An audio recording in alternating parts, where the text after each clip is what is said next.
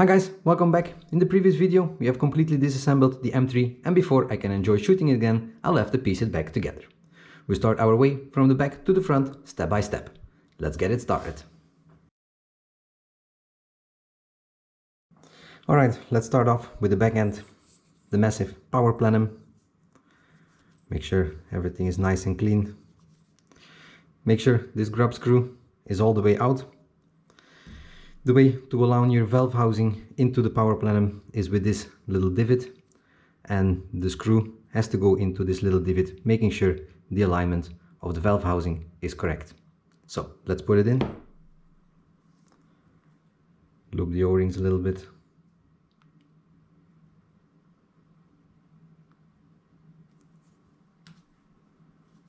Not too much.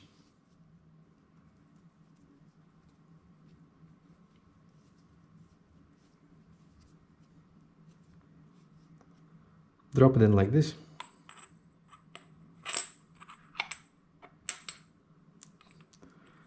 Then gently guide it through.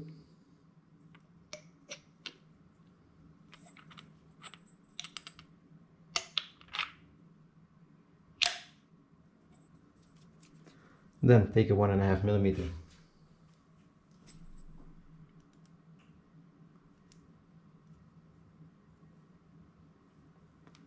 Maybe it's easier to take it all the way out to confirm you're in line with that little divot.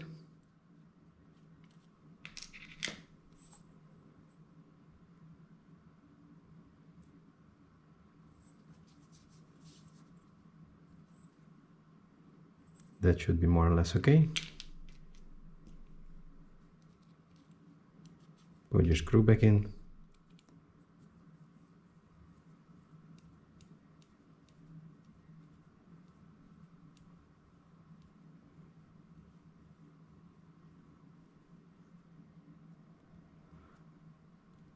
Making sure it's in line.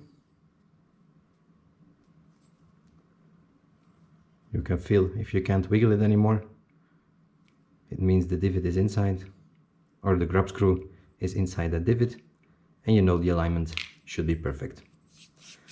Next up is the cap that goes on here. For this, you slide gently your valve rod through, make sure the O-rings are still in place there. Don't force anything.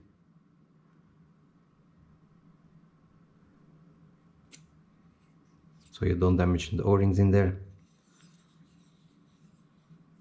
You can slide it quite a ways back.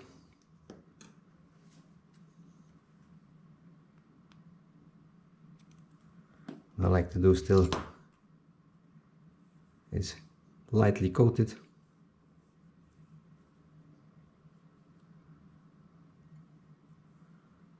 So you make sure you have a nice and smooth gliding action.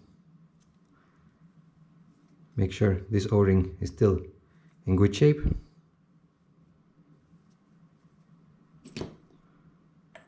Make sure this is, I wouldn't say all the way back, but don't make sure it's not connected to this part yet, because of twisting it, it's possible we can bend the rod since this is not in the center of the plenum. Gently guide it in, make sure you don't pinch your O-ring. Make sure the threads are grabbing nicely and nothing is getting cross-threaded.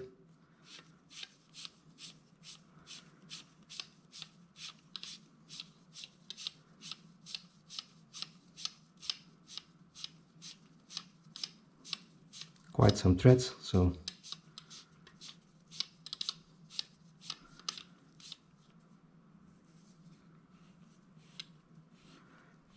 something important is that this face of that part is perfectly flush with the body of the plenum.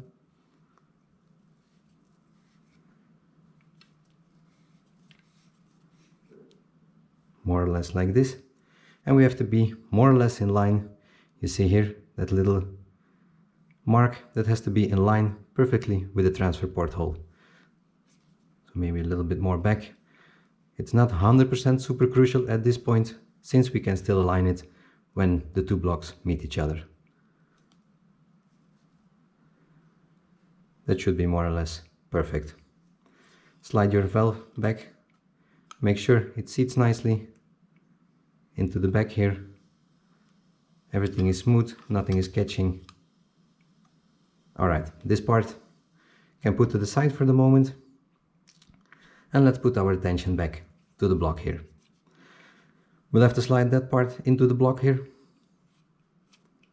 So let's take this little screw out. As you can see, this was previously put in with Loctite, lead Loctite. I like to clean out the Loctite a bit from the grooves.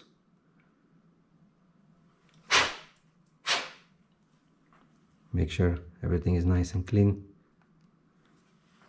You can also use a little pick like this. It's a dental pick, I believe. Then take your valve housing. Since we already looped these O-rings, it should be fine. Slide it in like this, and this flat face should line up with the hole you see there, and that makes sure the alignment of this is also perfect. Oops, I'm sliding it in the wrong way, smart as I am.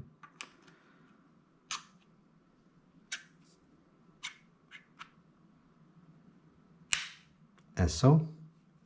And as you can see there in the hole, that flat face and this screw will make sure the alignment is perfect. 4mm is the correct size. Let's put it in. Make sure, because you can see I can still wiggle it. This can be your guidance for the middle to make sure it's perfect. Wiggle it again a bit. And like this, I'm sure everything should be fine. You can tighten it up like this.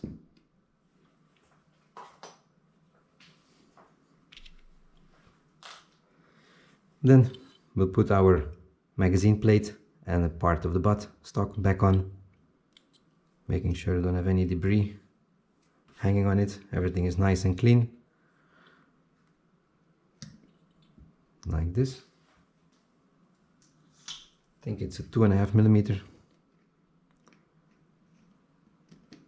Make sure all the threads start. Maybe I should point out before putting it on, as you have disassembled your gun,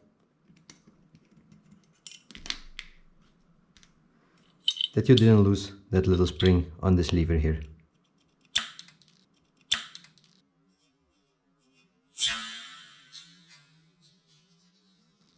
As you can see, it jumps out quite easily.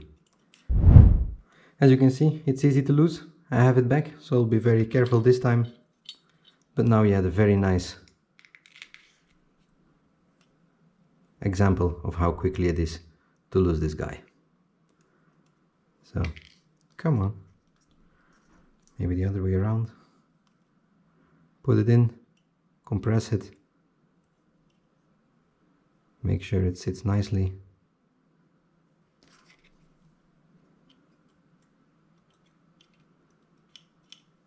This time I'll keep my finger on it. Make sure you have some spring action. Gently put it down. And put your 4 screws in.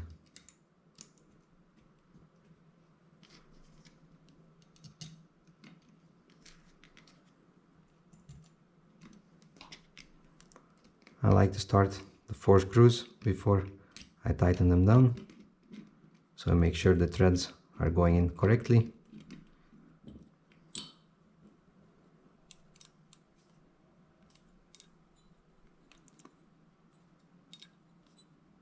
That should be enough. And as you can see, the gap is now nicely closing. Perfect. The lever also still works. Put in your buttstock like this. The screw goes through like so.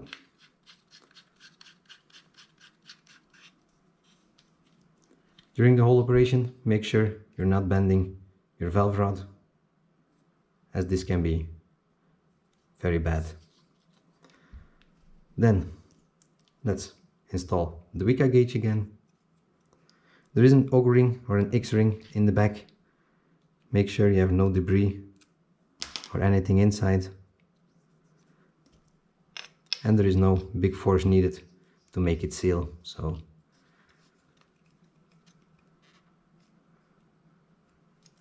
I like to have my gauge a little bit straight. That should be enough.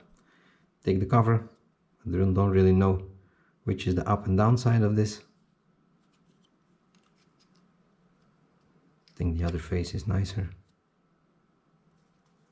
And let's put it over just like this. Oh no, it's still the other way, like this. And just like this, the back part is back together. Now, let's make our focus to the front part. The front block, and we'll start off with the back piece of the coupling linkage. I left that screw in place, so I know exactly which one it is. The block goes on like this. One quick thing I would like to do, there are some O-rings inside, and I would quickly like to lube them just a little bit, so my barrel will slide in without any issues and everything goes nice and smooth, like so. Everything is a little bit greasy, but that also protects the gun a little bit. The block goes on the back here. Drop your screw through. Make sure the thread starts. 2.5 millimeter. Alignment should be exactly like this. Should meet up with the face here and align itself, but we'll double check once we put the barrel through and make sure everything is nice and aligned. Next up, I would like to put in the first regulator. Make sure the hole is clean from debris, that nothing gets inside that middle hole there, ruining or blocking any holes.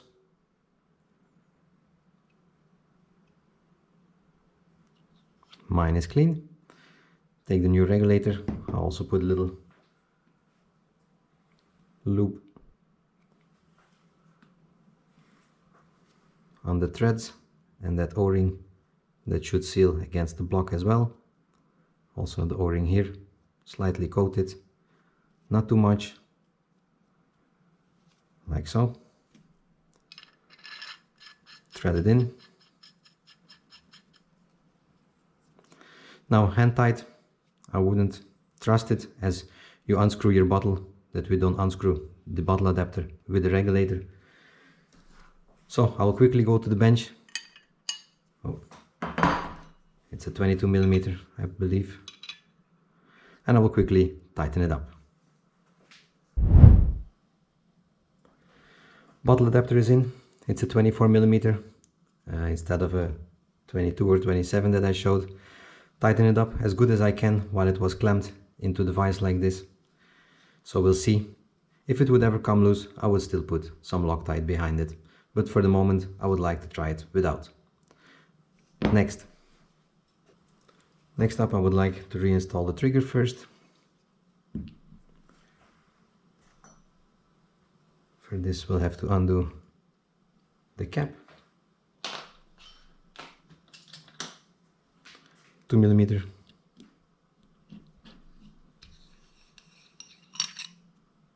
Make sure you don't lose those tiny screws.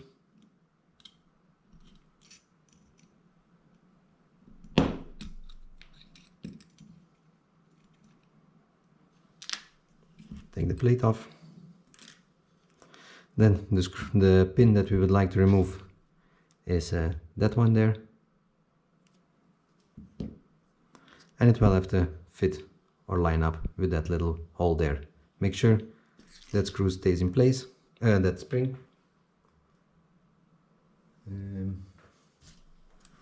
My grips to take that pin out. Then the spring has to go into the hole you see there. So the spring goes into that hole like this. Then you have to make sure the hole lines up and try to feed the pin through.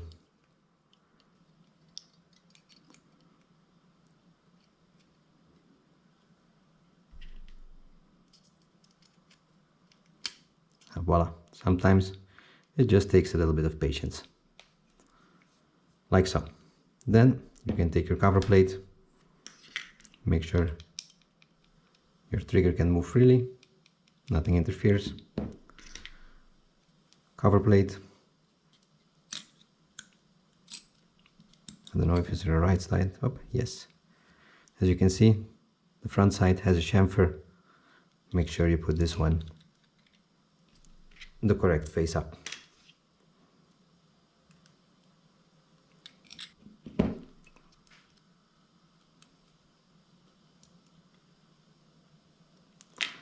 Next up, we'll put our attention to the power wheel. The power wheel, as we mentioned before, has that little spring. That little spring fits into that hole here, like so. The little rubber ball, metal ball or ball bearing goes on top of the spring. Then I know I took mine out. As you can see, you can slide this backwards at number 8.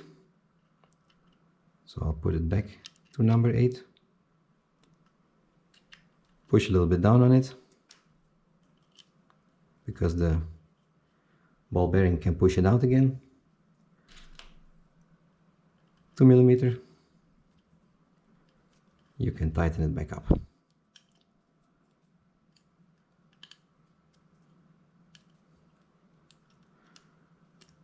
Don't overdo it, so you can still turn your dial.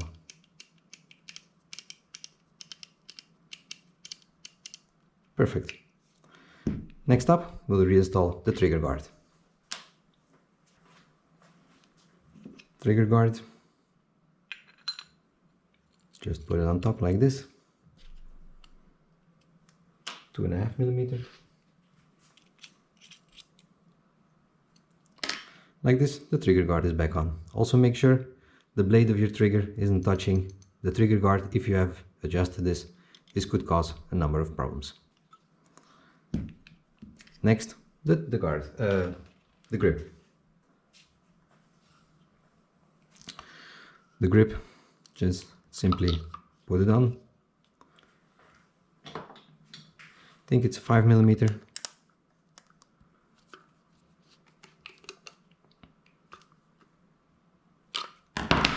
Like this.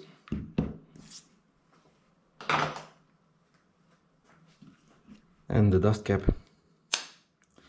And now at this point we are ready to meet the back with the front part and put it back together. Right, let's do this.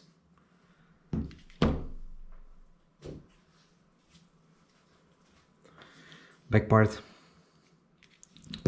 Gently slide your rod through it. Before we do this, let's make sure we have some nicely lubed O-rings there.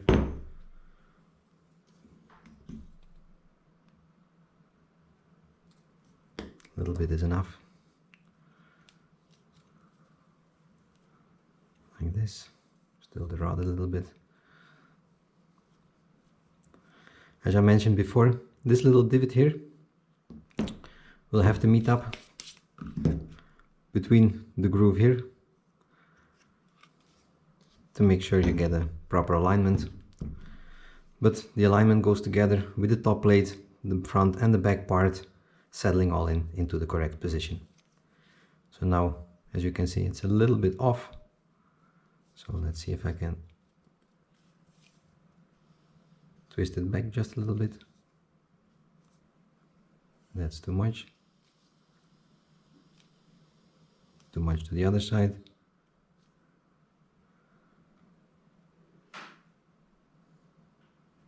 It should be almost like where it should be. As I mentioned before, gently guide it through. Make sure you don't pinch the O-rings. Don't force anything. As you can see, there the divot, I don't know if you can see well on camera, sits exactly between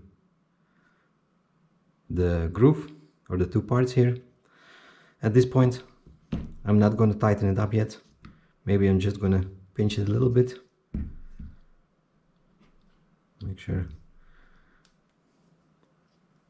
it gets more or less aligned.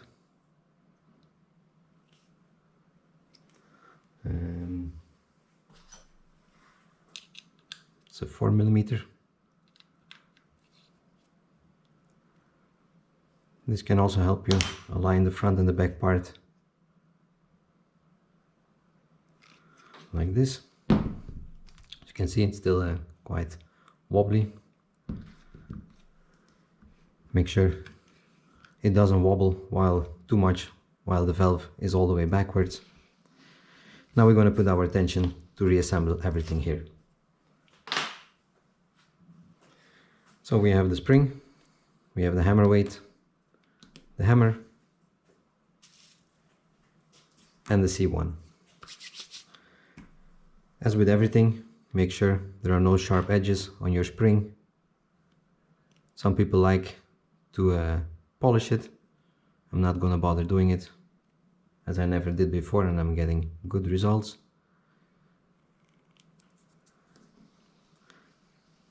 Slightly lube it. Just a slight film is good enough, as well as the hammer weight, like so. Put your hammer weight into your spring, gently put a light coat on the hammer itself. The inside will get coated with a slight film from the weight and the spring. They go together like this. Gently slide it over your valve rod, and it can go in all the way like this. Then it's the turn of the C1.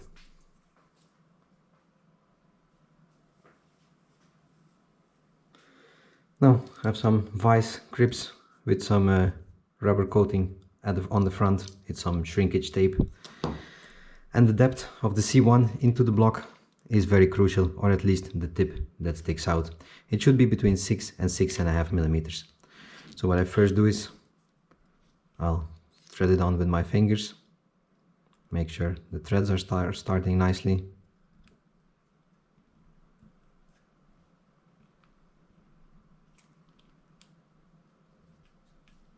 Let's see how far out we are. Push it in all the way. Confirm at the back that it's all the way in, like this. And then I have a nice ruler with millimeters and half millimeters. Let me see if I can show it nicely on camera. And we're still far out. We're about at 9 to 9.5 millimeters. So we'll have to screw it in a few extra mil. Let's see if I can keep doing it by hand. No. So I take my grips, clamp them down. It looks like I need a little bit more. That's too much.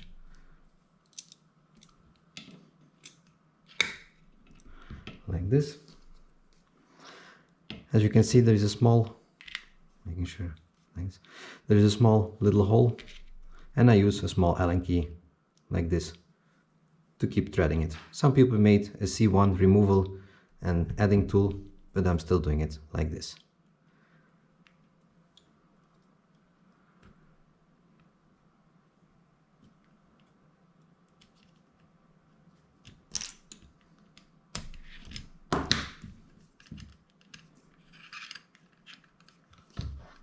See, it's all the way, yes.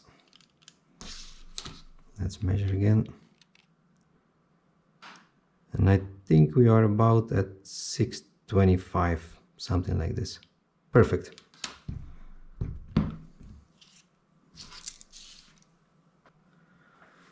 Now I had some questions when I did this for the impact, if the power wheel influences this, but when it's not cocked, as you can see, it doesn't influence the valve round itself.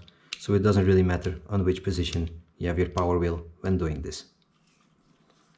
Okay, now let's put the valve adjuster back on.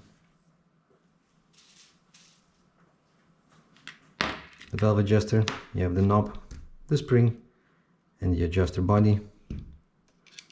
The adjuster body goes first, like so. It's an 11mm. Just tighten it up, doesn't have to be gorilla tight. That should be enough. Put your spring in, make sure it seats nicely over the neck of the C1. The spring goes around the pin in the hole, and we can adjust it like this. Screw it in to line 4 or wherever your preferred preset is. Right. At this point maybe it's easier to put a quick bipod on it so I can have it stand up straight. The cocking linkage, make sure you didn't twist it and it still has the correct length. Drop it in from the back, slide it to the front. Make sure that is what pulls your hammer, that's in front of your hammer, like this. Also make sure you have your Delrin guiders on the front. Also make sure that this screw here is tight, because this can cause your pellet probe to wobble as well. So make sure all these things are checked. Then we have the front plate and the front block. Let's put it back like this.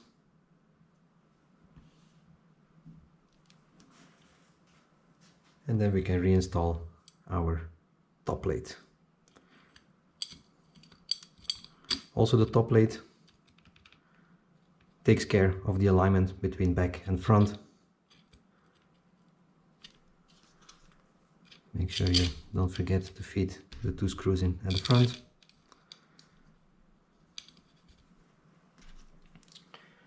Two 2.5mm. Start all the threads on them first to make sure everything is nicely straight.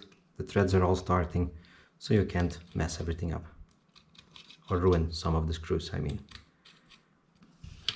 Like this.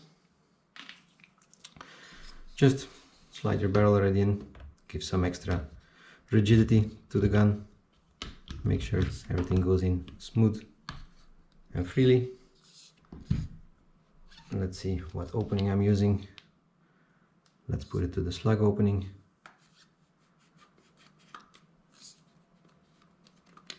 Seat it all the way back.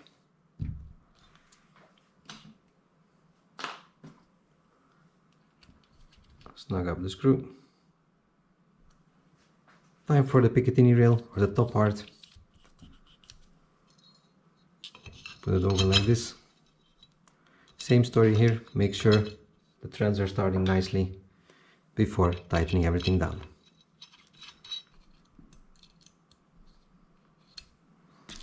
Like this. And then we have to install the cheek rest. Same story, 2.5mm. Always grabbing the wrong one.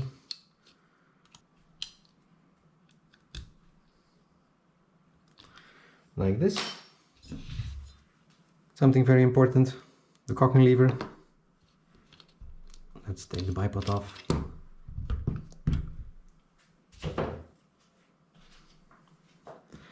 Since I put the screws back in place, you have 2 tiny Allen keys to take out, so we can remove the pins.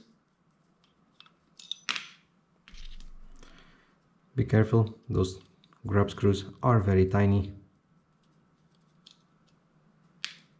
Put them to the side so you don't lose them.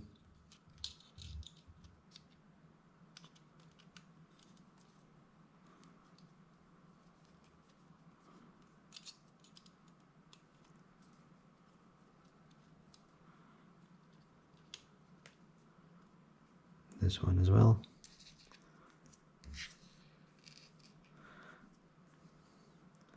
Push up on the pins like this. Then I like to start with the back end. Put it in.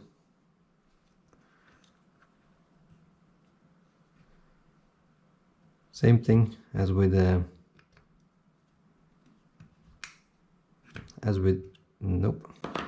trigger. It's a little bit fiddly to get them in since the tolerances are very tight, so you don't get any wobble on your cocking linkage. Doing it off camera is way easier.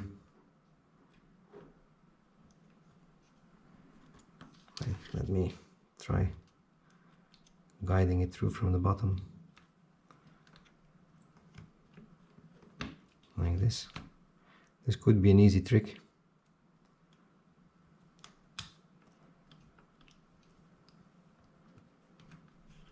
Like so.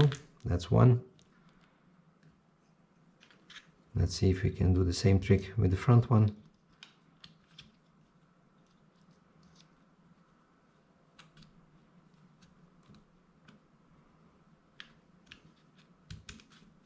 Yes.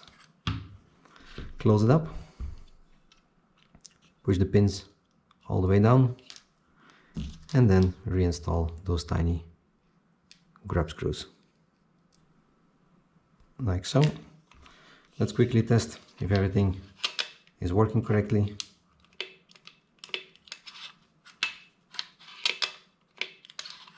Perfect.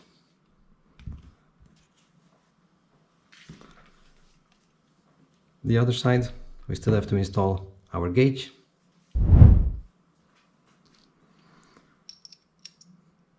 These are some of those spacers. I don't know if that will do anything.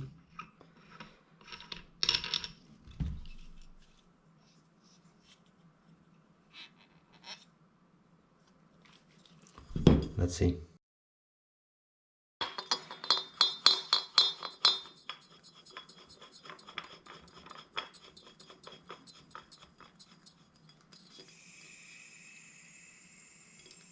Okay. Seems to take care.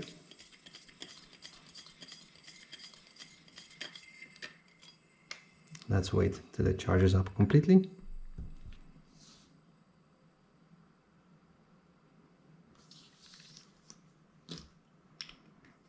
Don't have the gauge in the straight orientation.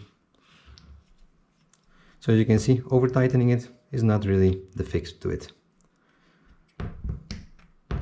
But performance is everything.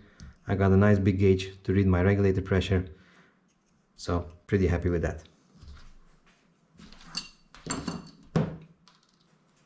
And then the last thing to do, to put my beautiful Nexus scope on top of it,